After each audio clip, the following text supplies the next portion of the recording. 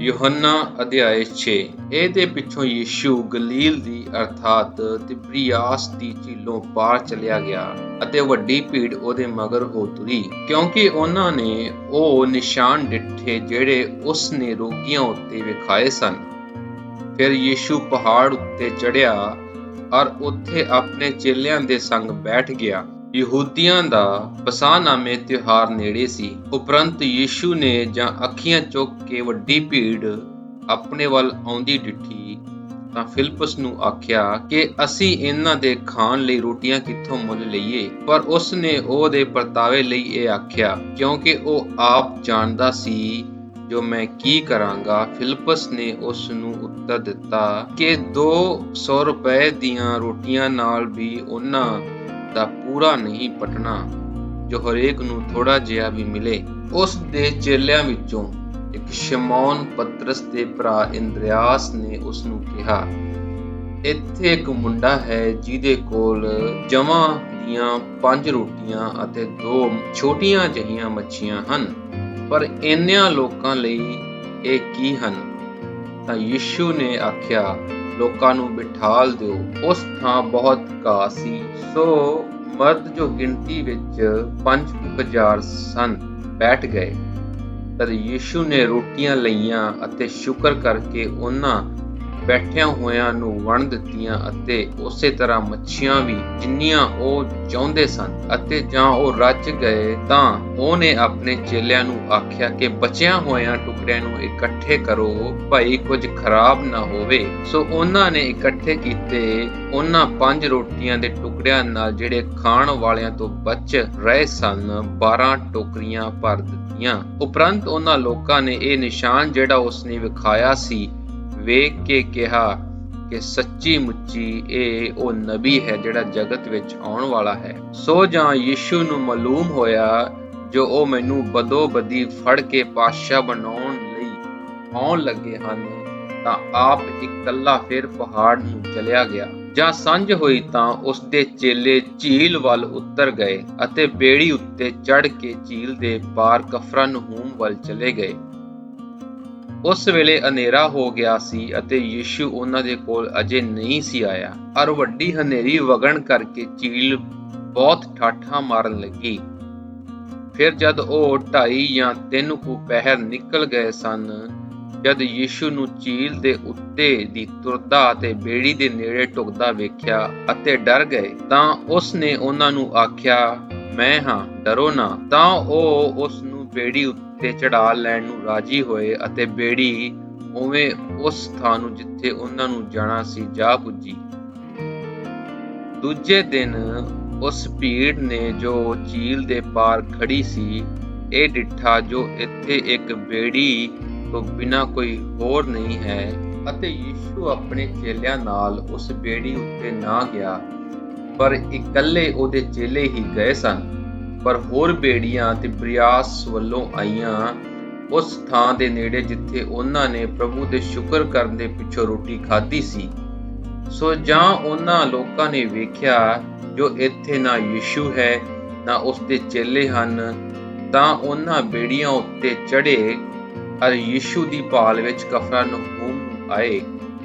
ਅਤੇ ਉਹਨਾਂ ਨੇ ਉਸ ਨੂੰ ਝੀਲ ਦੇ ਪਾਰ ਲੱਭ ਕੇ ਉਸ ਨੂੰ ਆਖਿਆ, ਸੁਆਮੀ ਜੀ, ਤੁਸੀਂ ਇੱਥੇ ਕਦੋਂ ਆਏ? ਯੀਸ਼ੂ ਨੇ ਉਹਨਾਂ ਨੂੰ ਉੱਤਰ ਦਿੱਤਾ, ਮੈਂ ਤੁਹਾਨੂੰ ਸੱਚ-ਸੱਚ ਆਖਦਾ ਹਾਂ, ਤੁਸੀਂ ਮੈਨੂੰ ਇਸ ਲਈ ਨਹੀਂ ਭਾਲਦੇ ਜੋ ਤੁਸੀਂ ਨਿਸ਼ਾਨ ਵੇਖੇ, ਪਰ ਇਸ ਲਈ ਜੋ ਤੁਸੀਂ ਉਹਨਾਂ ਰੋਟੀਆਂ ਵਿੱਚੋਂ ਖਾ ਕੇ ਰੱਜ ਗਏ।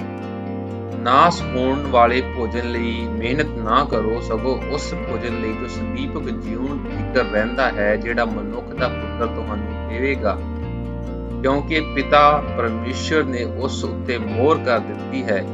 ਤਾਂ ਉਹਨਾਂ ਉਸ ਨੂੰ ਆਖਿਆ ਕਿ ਪਰਮੇਸ਼ਰ ਦੇ ਕੰਮ ਕਰਨ ਨੂੰ ਅਸੀਂ ਕੀ ਕਰੀਏ? ਯੀਸ਼ੂ ਨੇ ਉਹਨਾਂ ਨੂੰ ਉੱਤਰ ਦਿੱਤਾ, ਪਰਮੇਸ਼ਰ ਦਾ ਕੰਮ ਇਹ ਹੈ ਕਿ ਜਿਸ ਨੂੰ ਉਹਨੇ ਭੇਜਿਆ ਹੈ ਉਸ ਉੱਤੇ ਤੁਸੀਂ ਨੇਚਾ ਕਰੋ। ਤਾਂ ਉਹਨਾਂ ਉਸ ਨੂੰ ਆਖਿਆ, ਫਿਰ ਤੂੰ ਕਿਹੜਾ ਨਿਸ਼ਾਨ ਵਿਖਾਲਦਾ ਹੈ ਜੋ ਅਸੀਂ ਵੇਖ ਕੇ ਪ੍ਰਤੀਤ ਕਰੀਏ? ਤੂੰ ਕੀ ਕਰਮ ਕਰਦਾ ਹੈ? ਸਾਡੇ ਵੱਡਿਆਂ ਨੇ ਉਜਾੜ ਵਿੱਚ ਮਨ ਖਾਧਾ, ਜਿਵੇਂ ਲਿਖਿਆ ਹੋਇਆ ਹੈ ਕਿ ਉਸ ਨੇ ਉਹਨਾਂ ਨੂੰ ਆਕਾਸ਼ੋਂ ਰੋਟੀ ਖਾਣ ਨੂੰ ਦਿੱਤੀ। ਉਪਰੰਤ ਯਿਸੂ ਨੇ ਉਹਨਾਂ ਨੂੰ ਆਖਿਆ, ਮੈਂ ਤੁਹਾਨੂੰ ਸੱਚ-ਸੱਚ ਆਖਦਾ ਹਾਂ ਕਿ ਮੂਸਾ ਨੇ ਤੁਹਾਨੂੰ ਆਕਾਸ਼ੋਂ ਰੋਟੀ ਦਿੱਤੀ, ਪਰ ਮੇਰਾ ਪਿਤਾ ਤੁਹਾਨੂੰ ਸੁਰਗੋਂ ਸੱਚੀ ਰੋਟੀ ਦਿੰਦਾ ਹੈ। ਕਿਉਂਕਿ ਪਰਮੇਸ਼ਰ ਦੀ ਰੋਟੀ ਉਹ ਹੈ ਜੋ ਸੁਰਗੋਂ ਉਤਰਦੀ ਹੈ ਅਤੇ ਸੰਸਾਰ ਨੂੰ ਜਿਉਣ ਦਿੰਦੀ ਹੈ। ਤਾਂ ਉਹਨਾਂ ਨੇ ਉਸ ਨੂੰ ਆਖਿਆ, ਪ੍ਰਭੂ ਜੀ, ਸਾਨੂੰ ਸਦਾ ਇਹ ਰੋਟੀ ਦਿਆ ਕਰੋ। ਯਿਸੂ ਨੇ ਉਹਨਾਂ ਨੂੰ ਆਖਿਆ, ਜਿਉਣ ਦੀ ਰੋਟੀ ਮੈਂ ਹਾਂ। ਜੋ ਮੇਰੇ ਕੋਲ ਆਉਂਦਾ ਹੈ ਉਹ ਮੁੱਲੋਂ ਭੁੱਖਾ ਨਾ ਹੋਵੇਗਾ, ਅਤੇ ਜੋ ਮੇਰੇ ਉੱਤੇ ਨਿਹਚਾ ਕਰਦਾ ਹੈ ਸੋ ਕਦੇ ਤਿਹਾਇਆ ਨਾ ਹੋਵੇਗਾ। ਪਰ ਮੈਂ ਤੁਹਾਨੂੰ ਆਖਿਆ ਸੀ, ਜੋ ਤੁਸਾਂ ਮੈਨੂੰ ਡਿੱਠਾ ਹੈ ਅਰ ਤਾਂ ਵੀ ਨਿਹਚਾ ਨਹੀਂ ਕਰਦੇ। ਜੋ ਕੁਝ ਪਿਤਾ ਮੈਨੂੰ ਦਿੰਦਾ ਹੈ ਮੇਰੇ ਕੋਲ ਆਵੇਗਾ, ਅਤੇ ਜੋ ਮੇਰੇ ਕੋਲ ਆਉਂਦਾ ਹੈ ਮੈਂ ਕਦੇ ਵੀ ਉਹਨੂੰ ਕੱਢ ਨਾ ਦੇਵਾਂਗਾ।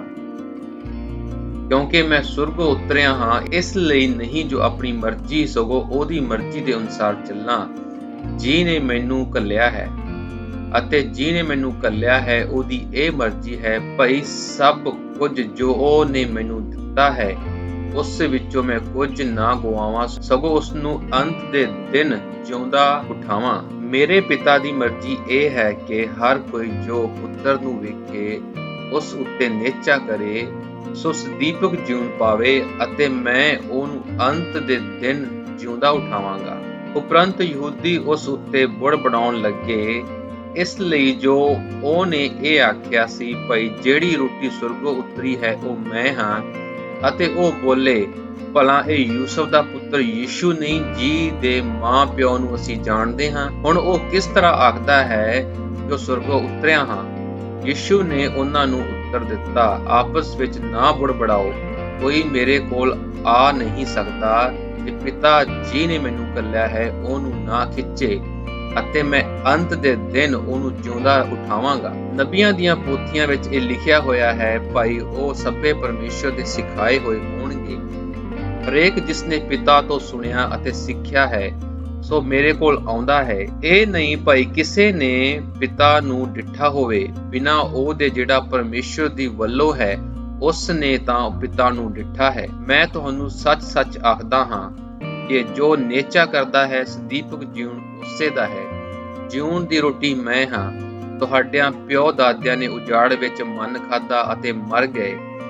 ਜਿਹੜੀ ਰੋਟੀ ਸੁਰਗੋਂ ਉਤਰਦੀ ਹੈ, ਭਾਈ ਮਨੁੱਖ ਉਸ ਰੋਟੀ ਵਿੱਚੋਂ ਖਾ ਕੇ ਨਾ ਮਰੇ, ਸੋ ਇਹੋ ਹੈ ਉਹ ਜਿਉਂਦੀ ਰੋਟੀ ਜੋ ਸੁਰਗੋਂ ਉਤਰਦੀ ਹੈ, ਸੋ ਮੈਂ ਹਾਂ। ਜੇ ਕੋਈ ਇਸ ਰੋਟੀਓਂ ਕੁਝ ਖਾਵੇ ਤਾਂ ਉਹ ਸਦਾ ਤੀਕ ਜਿਉਂਦਾ ਰਹੇਗਾ, ਅਤੇ ਜੋ ਰੋਟੀ ਮੈਂ ਦਿਆਂਗਾ ਸੋ ਮੇਰਾ ਮਾਸ ਹੈ ਜਿਹੜਾ ਜਗਤ ਦੇ ਜਿਉਣ ਲਈ ਮੈਂ ਦਿਆਂਗਾ। ਇਸ ਲਈ ਯਹੂਦੀ ਆਪਸ ਵਿੱਚ ਇਹ ਕਹਿ ਕੇ ਬਹਿਸਣ ਲੱਗੇ, ਜੋ ਇਹ ਆਪਣਾ ਮਾਸ ਖਾਣ ਨੂੰ ਦੇ ਸਕਦਾ ਹੈ?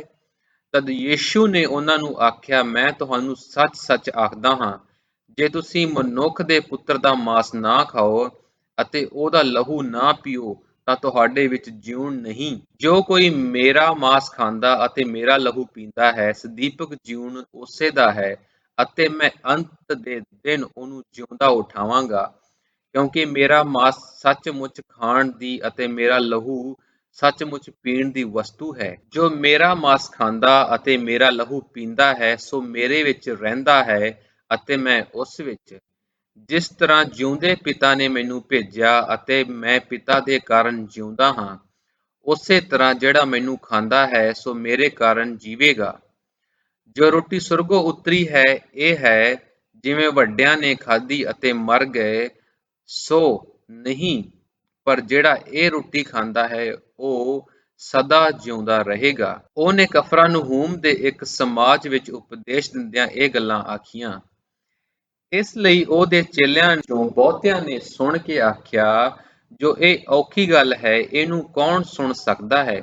ਪਰ ਯਿਸੂ ਨੇ ਜੋ ਆਪਣੇ ਮਨ ਵਿੱਚ ਜਾਣਿਆ ਭਈ ਮੇਰੇ ਚੇਲੇ ਇਸ ਗੱਲ ਉੱਤੇ ਬੁੜਬੜਾਉਂਦੇ ਹਨ, ਉਹਨਾਂ ਨੂੰ ਆਖਿਆ ਕਿ ਇਸ ਤੋਂ ਤੁਹਾਨੂੰ ਠੋਕਰ ਲੱਗਦੀ ਹੈ।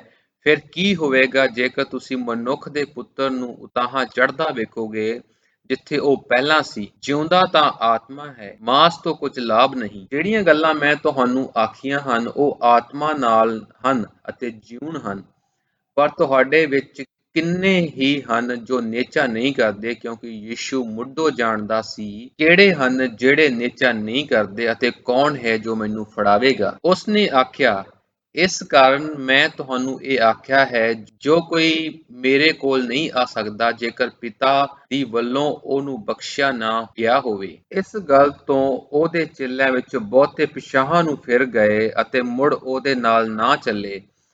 ਉਪਰੰਤ ਯਿਸੂ ਨੇ ਉਹਨਾਂ 12 ਨੂੰ ਆਖਿਆ, ਕੀ ਤੁਸੀਂ ਵੀ ਜਾਣਾ ਚਾਹੁੰਦੇ ਹੋ? ਸ਼ਿਮੌਨ ਪਤਰਸ ਨੇ ਉਹਨੂੰ ਉੱਤਰ ਦਿੱਤਾ, ਪ੍ਰਭੂ ਜੀ, ਅਸੀਂ ਕਿਹਦੇ ਕੋਲ ਜਾਈਏ? ਸਦੀਪਕ ਜਿਉਣ ਦੀਆਂ ਗੱਲਾਂ ਤਾਂ ਤੇਰੇ ਕੋਲ ਹਨ, ਅਰ ਅਸਾਂ ਤਾਂ ਨੇਚਾ ਕੀਤੀ ਅਤੇ ਜਾਣਿਆ ਹੈ ਕਿ ਤੂੰ ਪਰਮੇਸ਼ਵਰ ਦਾ ਪਵਿੱਤਰ ਪੁਰਖ ਹੈ। ਯਿਸੂ ਨੇ ਉਹਨਾਂ ਨੂੰ ਆਖਿਆ, ਕਿ ਮੈਂ ਤੁਸਾਂ 12 ਨੂੰ ਨਹੀਂ ਚੁਣਿਆ ਅਤੇ ਤੁਹਾਡੇ ਵਿੱਚੋਂ ਇੱਕ ਜਣਾ ਸ਼ੈਤਾਨ ਹੈ। ਇਹ ਉਸਨੇ ਸ਼ਿਮੌਨ ਇਸਕਰਿਓਤੀ ਦੇ ਪੁੱਤਰ ਯਹੂਦਾ ਦੇ ਵਿਖੇ ਆਖਿਆ, ਕਿਉਂਕਿ ਉਹ ਉਸਨੂੰ ਫੜਾਉਣਾ ਚਾਹੁੰਦਾ ਹੈ ਅਤੇ ਉਹਨਾਂ 12 ਵਿੱਚੋਂ ਇੱਕ ਸੀ।